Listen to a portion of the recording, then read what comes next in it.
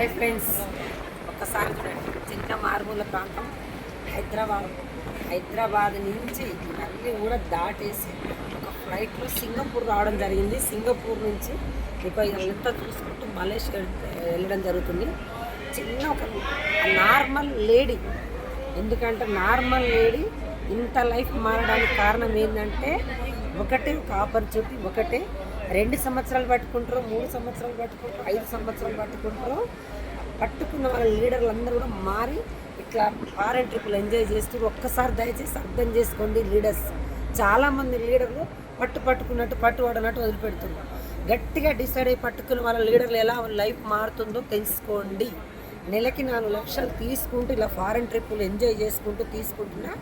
నా వల్ల అయినప్పుడు మీ వల్ల ఎందుకు కాదు అర్థం చేసుకోండి. అందరికీ దక్కుతుంది అవకాశం. గట్టిగా డిసైడ్ అయితే తప్ప.